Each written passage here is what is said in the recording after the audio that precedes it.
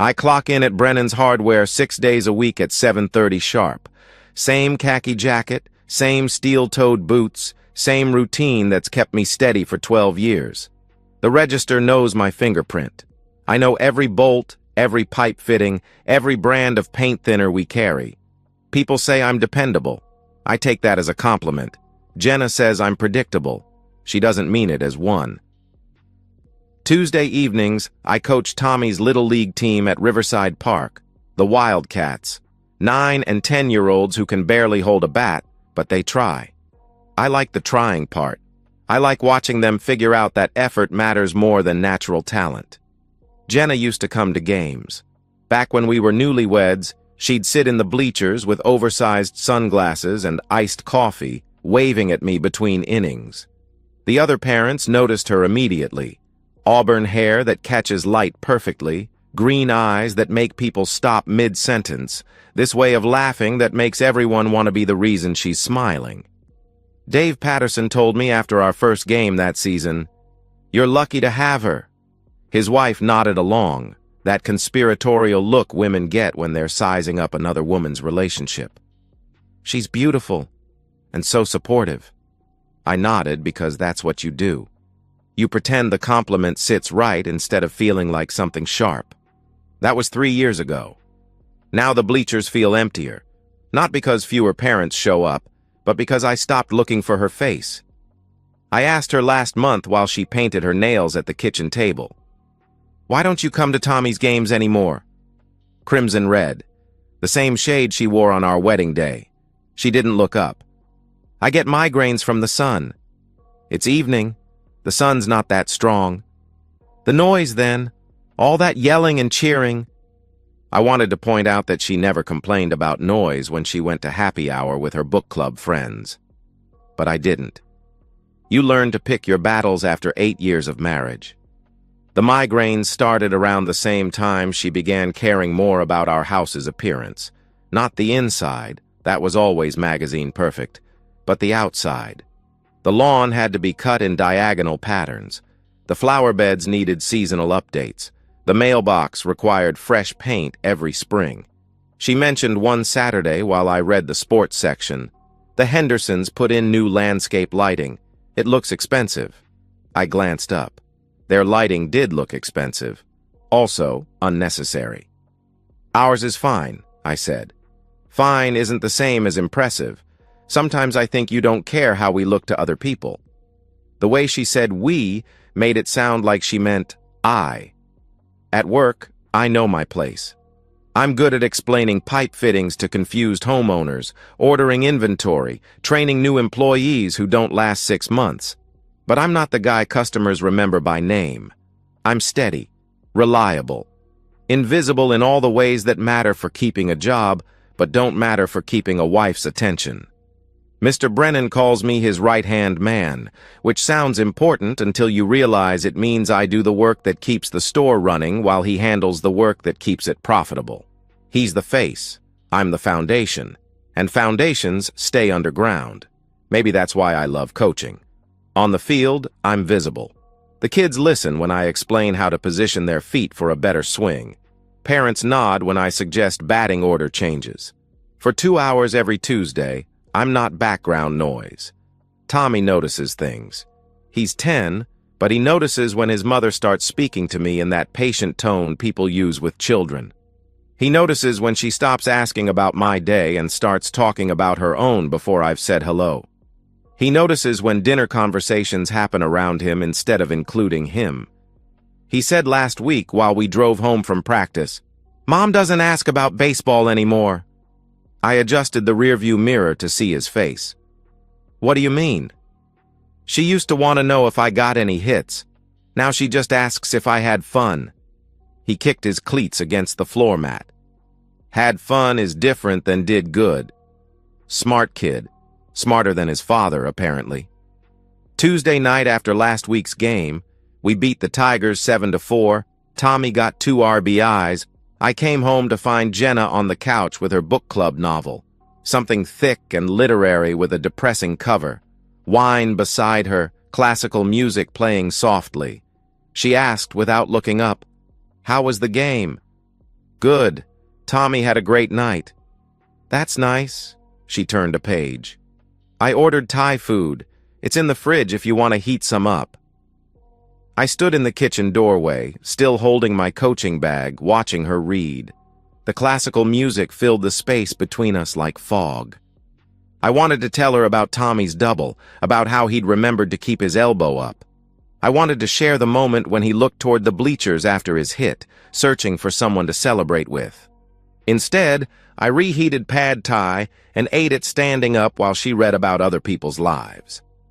That night, after she'd gone to bed early with another headache, I sat in the garage with a beer and wondered when marriages started feeling like parallel parking.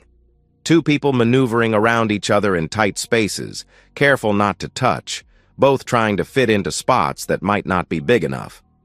The next afternoon, I was in the backyard fixing the fence gate that had been sticking since winter. The front door opened and closed, Tommy's voice calling out, "Mom, I'm home." Footsteps on the stairs.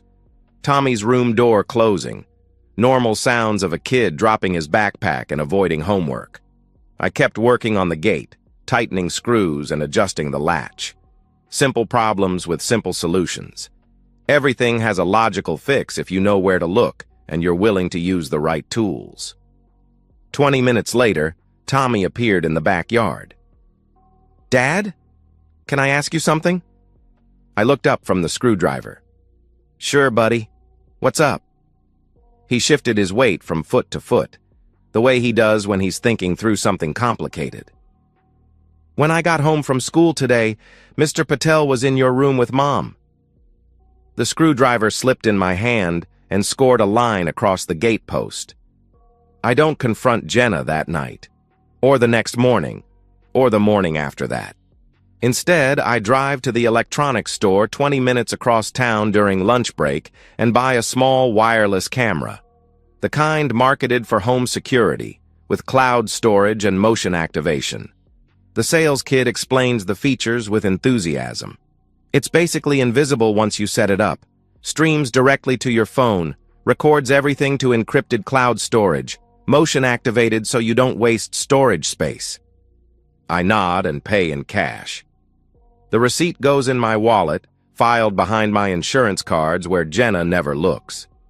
That evening, while she's in the shower and Tommy's at his friend Dylan's house, I install the camera in our bedroom, behind the picture frame on my dresser, angled toward the bed. Setup takes 5 minutes. The app downloads in 30 seconds. By the time I hear the water shut off, I'm back in the kitchen reading the newspaper. The first week yields nothing. Jenna goes about her normal routine. Yoga videos, online shopping, long phone calls with her sister. I start wondering if Tommy misunderstood what he saw. Maybe Mr. Patel was helping with something. Maybe he was dropping off misdelivered mail. Then Tuesday comes. Game day. I'm at the hardware store explaining the difference between galvanized and stainless steel screws to a contractor when my phone buzzes. Motion detection alert. I finish with the contractor first. Professionalism doesn't disappear because your personal life is falling apart. Then I step into the supply room and open the app. Jenna is changing the sheets. Fresh linens, hospital corners, the kind of careful attention she usually reserves for when her mother visits. She lights the candle on the nightstand, the expensive one that smells like vanilla, and adjusts the curtains to filter the afternoon light. Then she leaves. The camera records empty space for 12 minutes. At 3:47 p.m. she returns. She's not alone. Rajesh Patel follows her into our bedroom like he's been there before. He knows where to put his jacket. He knows which side of the bed she prefers. He knows that she likes the curtains closed but not completely, that she keeps bottled water in the nightstand drawer, that she always showers afterward. I watch them together for 4 minutes before I close the app. Not because I can't handle seeing more, but because I've seen enough to understand this isn't their first time. This is routine, practiced, comfortable. They move like people who know each other's rhythms. I finish my shift with the same professional competence I've maintained for 12 years. I help customers, process inventory, clean the showroom. At 5:30, I drive to Riverside Park and coach 9 kids through 2 hours of baseball practice. Tommy hits 3 doubles and makes a spectacular catch at second base. I tell him as we pack up equipment, "Great job tonight, buddy." "Thanks, Dad. Did you see that catch? I kept my glove down like you taught me." I saw it. Perfect form. We drive home with classic rock playing and Tommy humming along. Normal father-son conversation about baseball, about school, about whether we should stop for ice cream on a weeknight. He asks as we pull into the driveway, "Is Mom making dinner?" I look at the house. Lights on in the kitchen. Jenna's car parked at an angle that suggests she came home quickly. Probably. Let's go find out. Jenna is at the stove, stirring something that smells like garlic and herbs. She's changed clothes since this afternoon. Different shirt, different jeans, hair still slightly damp. She greets us with a smile that looks genuine if you don't know what happened 3 hours earlier. She asks Tommy, "How was practice?" "Great. Dad said I had perfect form on my catch today." "That's wonderful, sweetheart."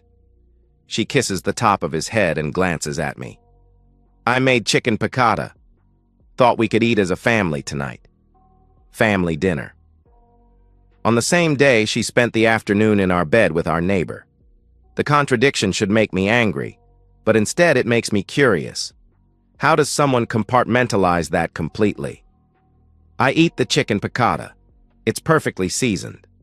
We talk about Tommy's upcoming science project, about the weather, about whether we should replant the front flower bed this spring. Normal conversation, normal family dinner, normal evening routine. After Tommy goes to bed, I sit in my garage with a beer and my phone, scrolling through the cloud storage app. The camera has been recording for a week, 7 days of motion-activated footage. Most of it is routine. Jenna making the bed, getting dressed, looking for earrings. But scattered throughout are other clips. Tuesday afternoon with Rajesh. Thursday morning after I left for work. Saturday while Tommy was at his friend's house and I was grocery shopping. 3 times in 1 week. Each session preceded by the same careful preparation. Fresh sheets, vanilla candle, filtered lighting. Each session followed by the same routine. Shower, fresh clothes, return to normal domestic life. By the 3rd week of surveillance, I've documented a pattern. Tuesdays and Thursdays are consistent. Rajesh arrives between 3:30 and 4 p.m., leaves by 5:15. Always when Tommy's at after-school activities. Always when I'm at work. Never spontaneous. This is scheduled, coordinated, planned around our family's routine. The footage from week 3 includes audio. Jenna and Rajesh talking before and after. Casual conversation that reveals more than I want to know. She calls him Raj. He calls her beautiful. They discuss their schedules like business partners. Jenna says while buttoning her shirt, "Thursday might be tight. Tommy has early dismissal, and Mark's been coming home for lunch lately." "What about Friday morning?" Rajesh asks. "Priya's taking the girls shopping." "Friday works. Same time?" "Same time." I listen to them plan their next encounter while I sit in my work truck during lunch break, parked behind the hardware store. The conversation is matter-of-fact, efficient, devoid of romance. They're not star-crossed lovers. They're 2 people who found a mutually convenient arrangement. That night, I make a decision. I drive to the office supply store and buy a small notebook with a grid pattern. In it, I start logging everything. Dates, times, duration of visits, Jenna's preparation routine, post-encounter behavior. The pattern becomes clear within days. Jenna compensates for her afternoon activities by being an especially attentive wife in the evenings. She cooks elaborate meals, initiates conversations about my work, suggests watching movies together. But the most revealing detail isn't what she does. It's what she doesn't do. She never asks about my day with genuine curiosity. She never initiates physical contact that might lead to sex. She never suggests activities that would interfere with her Tuesday and Thursday schedule. She's managing me, managing our marriage around her affair the same way she manages our household budget or Tommy's school schedule. I'm a variable in her equation, not a partner in her life. By the end of the month, I have 47 pages of documentation and 16 hours of video evidence. I know their routine better than they do. Most importantly, I know this isn't going to end on its own. This isn't a mistake or a moment of weakness. This is a choice Jenna makes 3 times a week, with the same deliberate care she puts into meal planning. I close the notebook and put it in the fireproof safe where I keep our important documents. Insurance papers, birth certificates, mortgage information, and now evidence of my wife's systematic betrayal. Tomorrow, I'll start making phone calls. The first phone call is to Bradley, Kemp & Associates, the law firm that handled our home purchase 8 years ago. I tell the receptionist I need to speak with someone about family law, and she schedules me for Thursday at 2 p.m. with Sarah Kemp. She asks, "What's the nature of your consultation?" "Divorce," I say. The word feels heavy and final, like swallowing a stone. The second call is to my bank. I need to understand our financial situation completely before I make any moves. I schedule an appointment with our personal banker for Friday morning. I make both calls from my truck during lunch break, parked behind the hardware store where the cell signal is weak but private. The mundane logistics of dismantling a marriage require the same methodical approach as any other project. But between the phone calls and appointments, I do something else. Something that feels like picking at a wound that should be left alone. I go through Jenna's digital life. She's never been secretive about her devices. Her laptop password is Tommy's birthday. Her phone uses the same 4-digit PIN for everything. For 8 years, this openness felt like trust. Now it feels like carelessness. Her text messages reveal the surface layer, conversations with her sister about restaurants, with book club friends about their next selection, with other moms about school fundraisers, normal suburban wife communications. But her email tells a different story. Gmail has a search function most people forget about. I search for Rajesh's name and find 3 months of correspondence. Not love letters, but logistical coordination disguised as neighborly small talk. "Hi, Raj. Thanks for helping with the garden hose situation yesterday. You're so handy with fixing things. Let me know if you need anything. Jenna. Happy to help anytime. I noticed your back gate was sticking when I was leaving. I could take a look at that Thursday if you'd like. I read 6 weeks of these emails, each one a small masterpiece of plausible deniability. To anyone else, they look like friendly neighbor communication. But knowing what I know, they read like appointment confirmations. The deeper I dig, the more I understand how long this has been building. Rajesh's name appears in her Google search history from 4 months ago. Searches for discreet affair advice and how to know if your marriage is over, dating back even further. But the most damaging discovery comes from her private Facebook messages with her friend Lisa, sent last month. Lisa: "How are things with you and Mark these days? You seemed distant at dinner last week." Jenna: "Honestly, I feel like I'm married to wallpaper. He's there, he's functional, but he doesn't really contribute anything to the room, you know?" Lisa: "That sounds harsh." Jenna: "Maybe. But it's true. He goes to work, he coaches Tommy's team, he fixes things around the house. He's like this steady, reliable presence that never changes or grows or surprises me. It's suffocating." Lisa: "Have you talked to him about this?" Jenna: "What would I say? Hi, honey, you're boring and I need more excitement." He'd probably make a to-do list to address my concerns. Lisa: "LOL. Okay, that's probably accurate. But seriously, what are you going to do?" Jenna: "I don't know.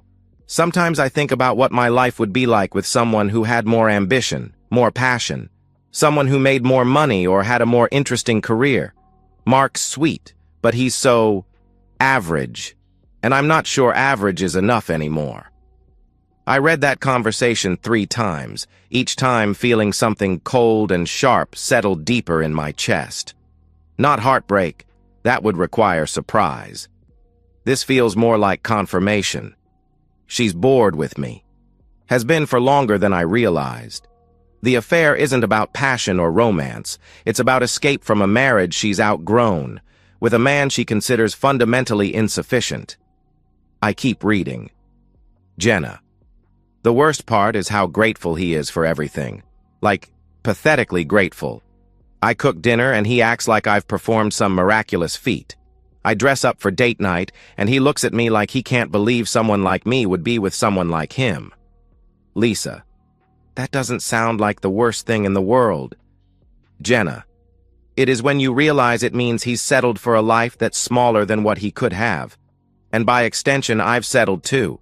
We're both just existing, going through the motions of being married without actually living.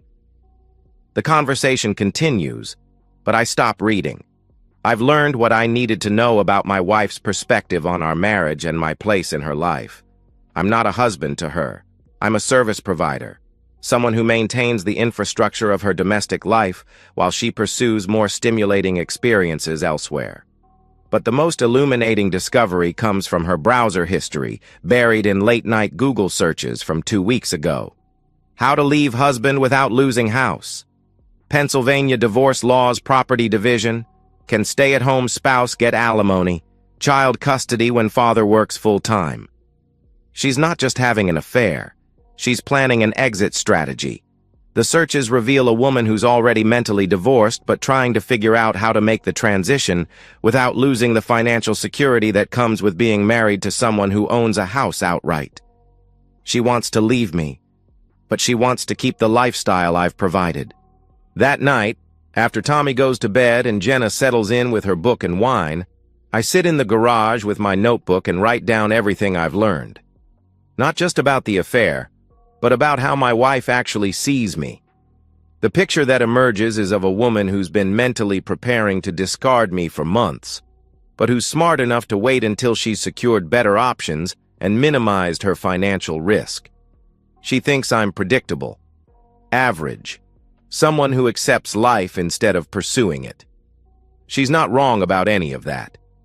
But she's made one critical miscalculation. She assumes that being predictable means being passive. That accepting life as it is means accepting life as it will always be. Tomorrow, I have an appointment with a divorce lawyer. Friday, I meet with my banker.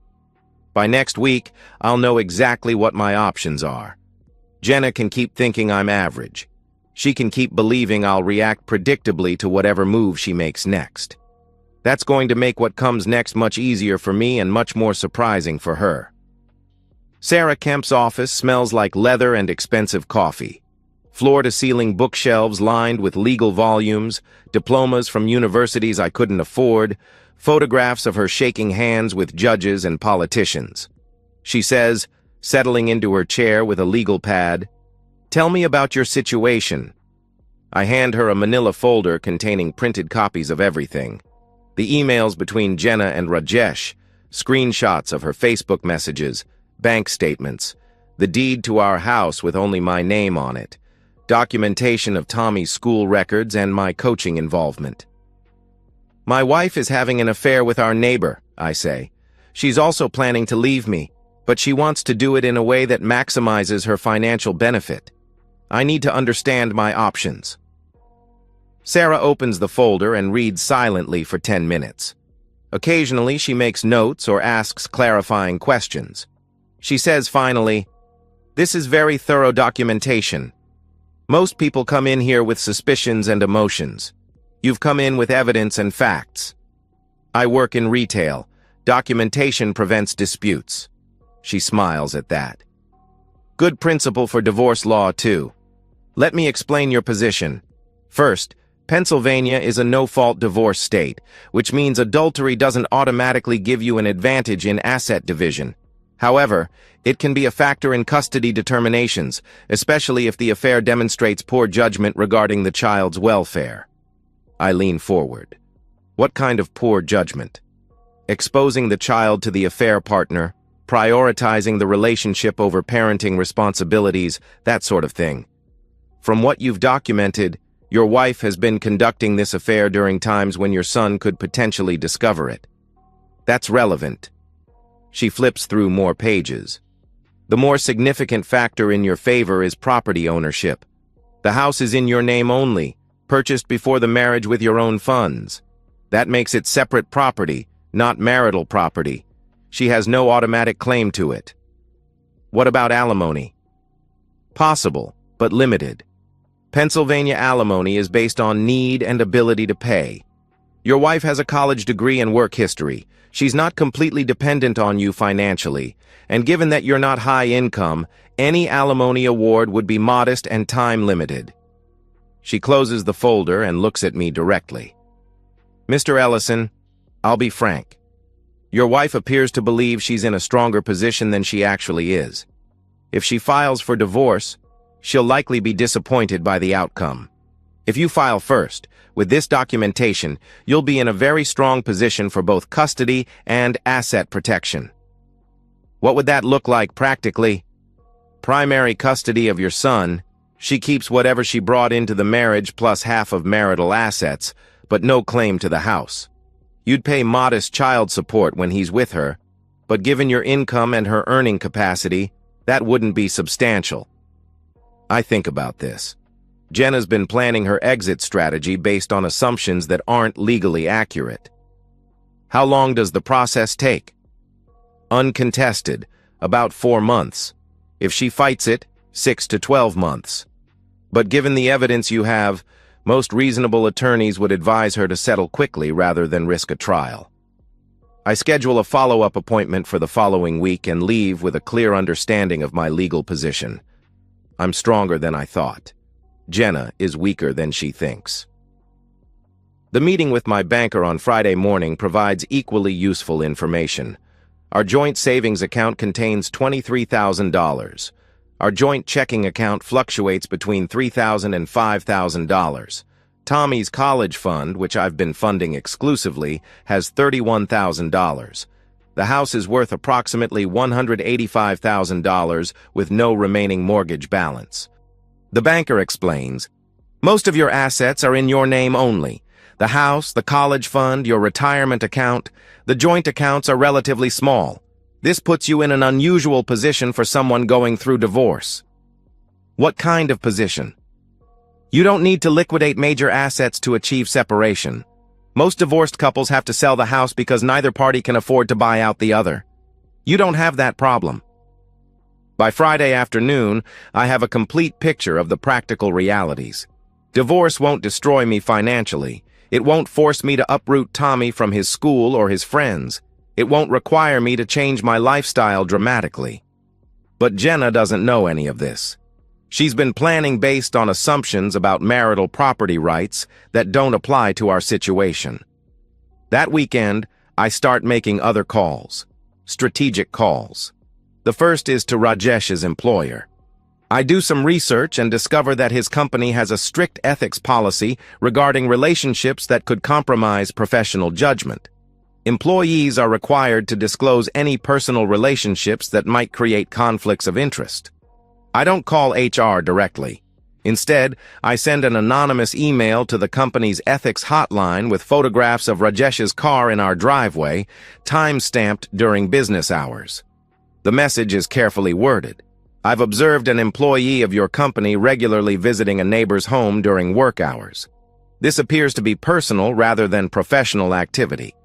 Given your company's reputation in the community, I thought you should be aware of how employees are representing the organization during business hours.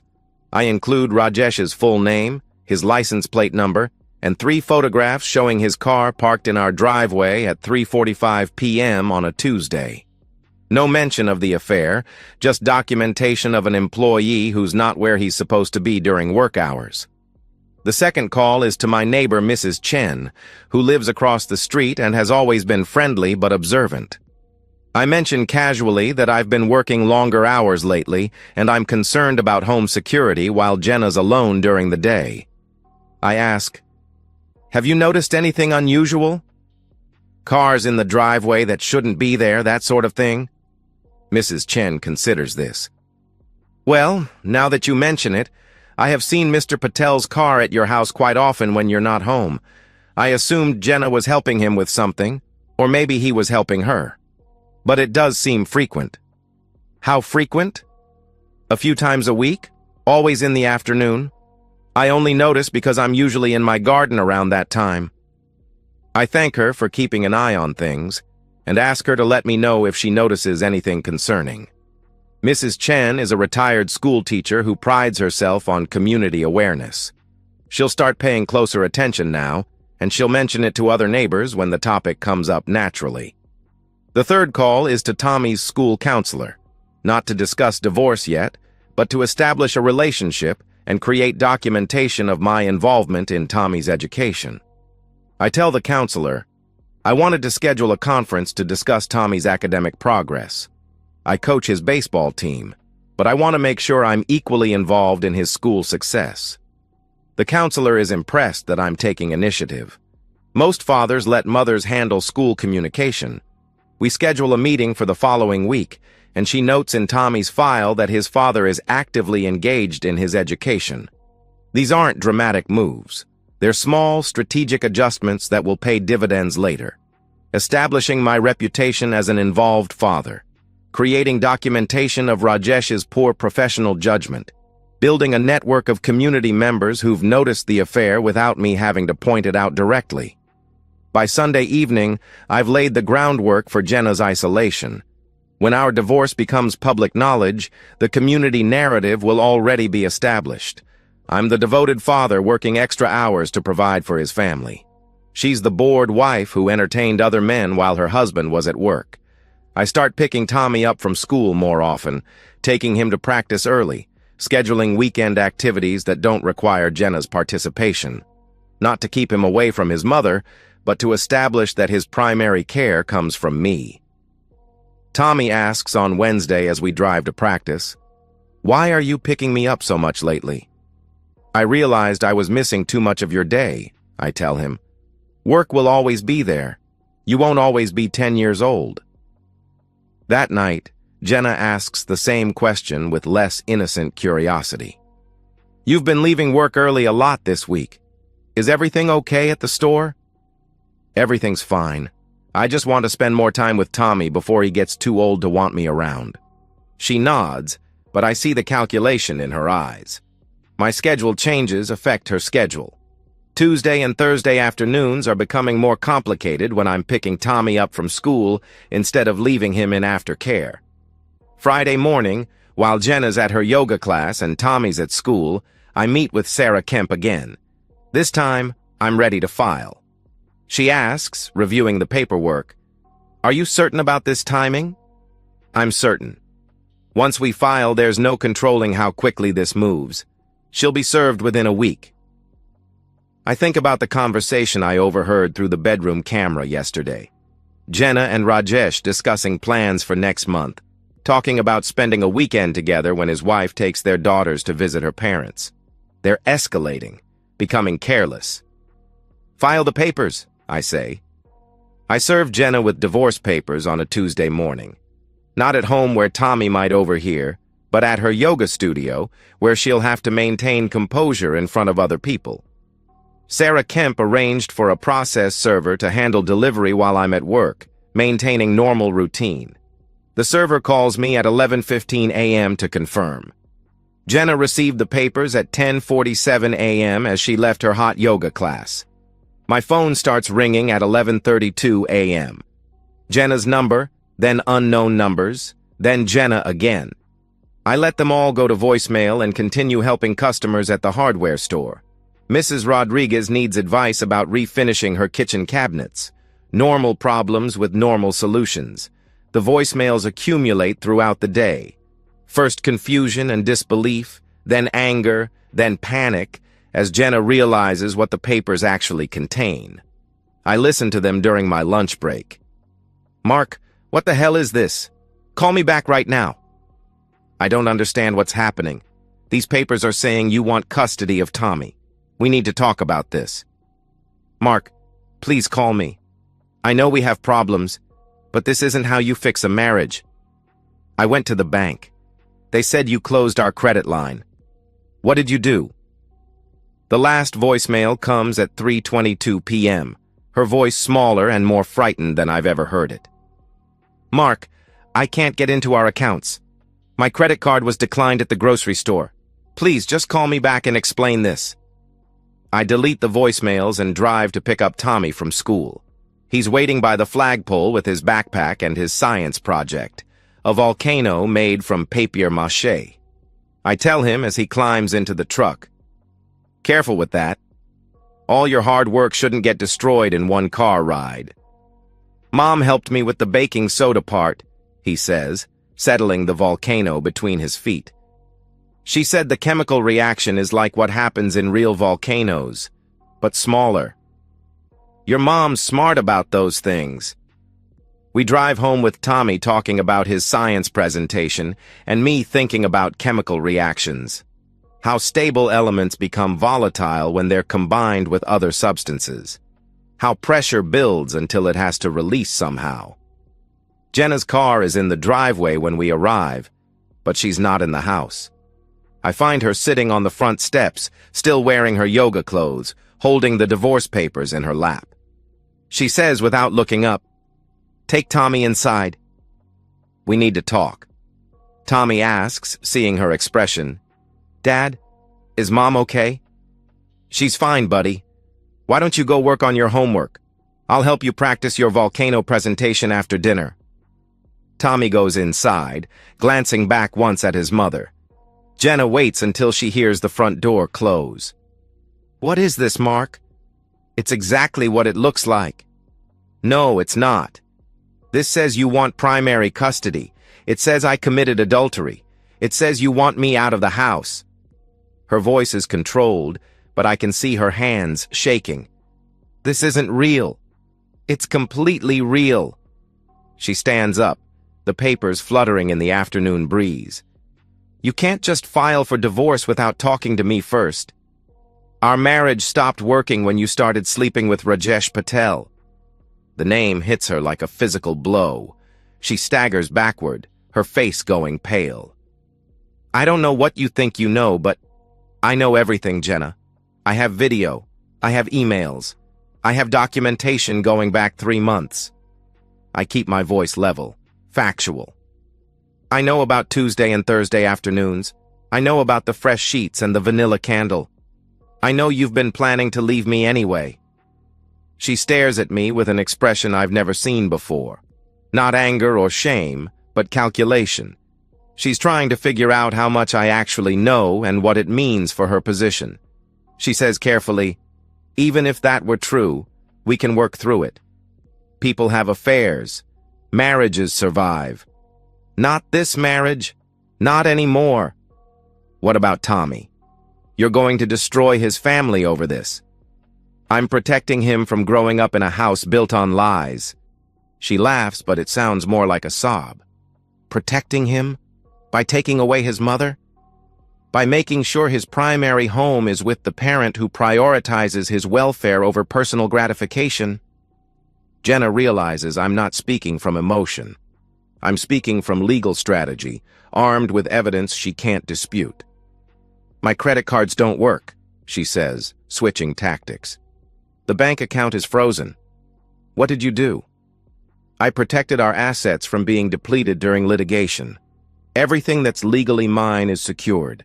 Everything that's legally ours is frozen until the court decides how to divide it." "That's my money too." "Actually, most of it isn't. The house is mine. The college fund is mine. The retirement account is mine. The joint checking account contains about $4,000. That's what we'll split." I watch her process this information. She's realizing that her assumptions about marital property were completely wrong. That 8 years of marriage doesn't entitle her to half of everything. That the house she's been living in was never actually hers.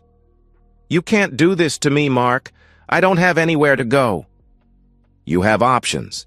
You can stay with your sister until you find an apartment.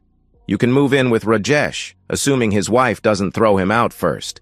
You can get a job and rent a place of your own." "A job? I haven't worked full-time in 6 years." "That was your choice, not mine." She sits back down on the steps, the fight going out of her. "This is insane. We can fix this. I'll end things with Raj. We can go to counseling." "I don't want to start over with you, Jenna. I want to start over without you." The finality in my voice seems to reach her. She looks up at me with something like recognition, as if she's seeing me clearly for the first time in years. "You've been planning this," she says. "This isn't about the affair. You've been planning to leave me." "No. I've been planning to stop accepting a marriage where I'm treated like hired help." "That's not... I never treated you like hired help. You treated me like someone whose job was to provide stability while you pursued excitement elsewhere. Someone grateful enough for your attention that I wouldn't question where you spent your afternoons." She opens her mouth to argue, then closes it. The truth is too obvious to deny. "What happens now?" she asks. "Now you find a lawyer. You respond to the petition. We negotiate terms, or we let a judge decide for us." "And Tommy?" "Tommy stays in his home, goes to his same school, keeps his same routine. The only thing that changes is you won't be living here anymore." She stands up again, smoothing down her yoga clothes, trying to regain some dignity. "You think you're so smart, don't you? You think you've outsmarted me? I think I've stopped underestimating myself. This will backfire, Mark. Tommy will hate you for breaking up our family. Tommy will understand that I protected him from growing up in a broken family that was pretending to be whole." She walks to her car without another word. I watch her drive away, then go inside to help Tommy practice his volcano presentation. We mix baking soda and vinegar in the kitchen sink, watching the foamy eruption spill over the sides. "Cool, right, Dad?" Tommy says, grinning at the chemical reaction. "Very cool, buddy.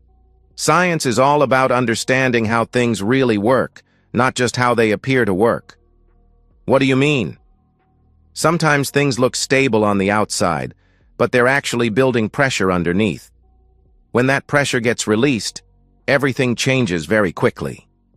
Tommy nods solemnly, as if he understands we're talking about more than just his science project. That night, after Tommy goes to bed, I sit in the garage with a beer and my notebook. I write down everything that happened today, the times, the conversations, Jenna's reactions, documentation for the custody hearing, but also a record of the day my marriage officially ended. Not the day it actually ended. That was months ago, when Jenna made her first Tuesday afternoon appointment with Rajesh.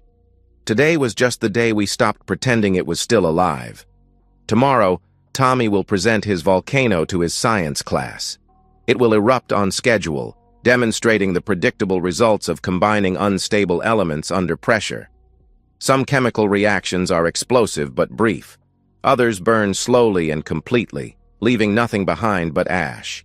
I'm hoping for the slow burn. 3 months later, I'm living in a 2-bedroom apartment 8 minutes from Tommy's school. Small but clean, with a balcony that overlooks the parking lot and a kitchen table where Tommy does his homework while I make dinner. The walls are white because I haven't had time to paint them, and the furniture is minimal because I don't need much. Tommy has his own room here, decorated with his baseball trophies and posters of players I've never heard of but pretend to recognize. He stays with me Sunday through Thursday, with Jenna Friday through Saturday. The schedule was Jenna's idea, proposed by her lawyer as a compromise. What she didn't consider was that weekend custody means managing a 10-year-old's social life, homework supervision, and meal planning without the infrastructure of an established home. 2 days a week in a studio apartment she's renting across town. "Mom doesn't have a dishwasher," Tommy mentions on Sunday evening while we're cleaning up after dinner. "She has to wash everything by hand." "That's not so bad," I tell him. "Lots of people wash dishes by hand." "Yeah, but she gets frustrated when there are too many dishes. Yesterday she ordered pizza because she didn't want to cook and then have to clean up." I don't comment on this, but I file it away. Jenna's adjustment to single motherhood isn't going smoothly. The divorce was finalized 6 weeks ago. Jenna got a job at a marketing firm downtown. Entry level, lower salary than she wanted, but better than retail. She moved out of her sister's house and into the studio apartment. She bought a used car when she realized she couldn't afford payments on something new. Rajesh Patel was fired from his pharmaceutical company 2 weeks after the ethics investigation began. His wife Priya filed for divorce a month later. The neighborhood gossip network, led by Mrs. Chen, ensured that everyone understood the connection between these events and my own divorce proceedings. I don't take satisfaction in Rajesh's professional destruction, but I don't feel guilty about it either. He made choices that had consequences. "Are you dating anyone, Dad?" Tommy asks one Thursday evening while we're watching a baseball game on TV. The question surprises me. "No, buddy. Why do you ask?" "Some kids at school said divorced dads always get girlfriends right away, like to replace their wives or something." I consider how to respond. "I'm not looking to replace anybody. I'm focused on taking care of you and figuring out our new normal." "What about when I'm older? Like, when I'm in high school and don't need as much taking care of?" "I don't know. Maybe." "Would that bother you?" Tommy thinks about this seriously. "I guess not, as long as she was nice to me and didn't try to be my mom. I already have a mom." "You do, and that won't change, no matter what else happens." He nods and turns back to the game. The conversation feels closed, but I know it's the first of many we'll have about how our family structure continues to evolve. Jenna has started dating. Nothing serious yet, according to Tommy's casual reports, but she's downloaded apps and goes out occasionally on Friday nights when Tommy's with her.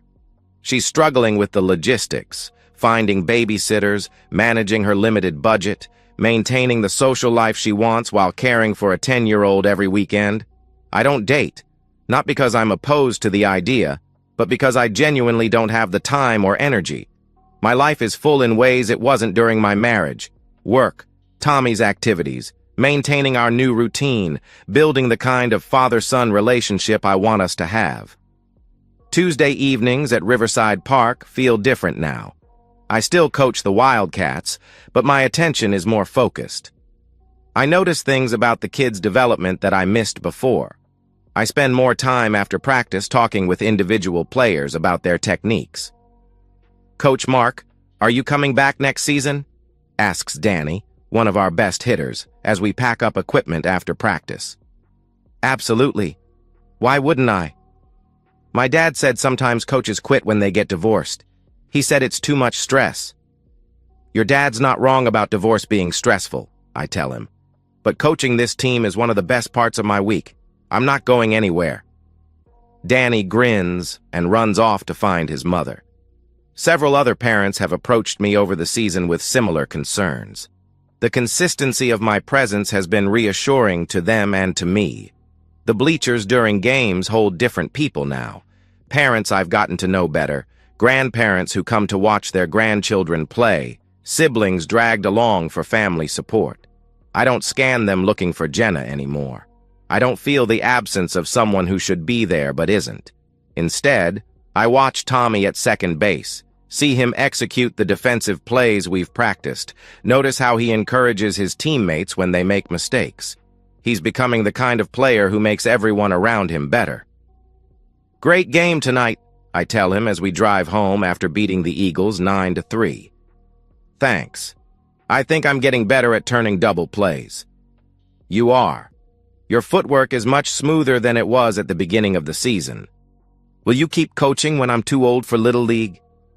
"Do you want me to?" "Yeah. It's fun having you as my coach, and you're good at teaching kids stuff." "Then I'll keep doing it as long as they'll have me." We drive the rest of the way home in comfortable silence, listening to classic rock and planning what to make for dinner. Normal evening routine in our new normal life. This is the life I've built from the wreckage of my marriage. Smaller in some ways, but more intentional. Quieter, but more peaceful. I don't have to wonder where my partner is or what she's thinking about or whether the person I'm married to actually wants to be married to me. I have Tommy 4 nights a week and every other weekend. I have work that pays the bills and gives me purpose. I have coaching, which connects me to the community in ways that matter. I have a home that's mine, furnished with only what we need. Some evenings, after Tommy's asleep, I sit on the balcony with a beer and think about the choices that led me here. Not with regret, but with something like relief. The marriage I worked so hard to preserve wasn't worth preserving. Jenna tried to contact me last month, not about Tommy or logistics, but to apologize. She sent a long email explaining that she'd been confused and unhappy, and she'd made mistakes. She said she understood now what she'd given up, what our marriage had meant. I deleted the email without responding, not out of anger, but out of indifference. Her opinion of me, positive or negative, no longer affects my opinion of myself. Tonight, after Tommy's gone to bed, I checked the weather forecast for tomorrow's game. Sunny, 72 degrees, light wind from the southwest. Perfect baseball weather. The bleachers will be full of parents cheering for their kids, grandparents with cameras, siblings eating concession stand nachos. Normal family scenes playing out around us while Tommy and I focus on the game itself. I don't look for anyone who isn't there anymore. I see who is there, and that's enough. That's more than enough. It's everything. And that's the end of today's story. If you enjoyed it, please give this video a thumbs up and drop a comment below. Your support helps the algorithm push my content further. If you're new to the channel, don't forget to hit that subscribe button. It really helps me keep creating more stories for you. Thanks for watching, and I'll see you in the next one.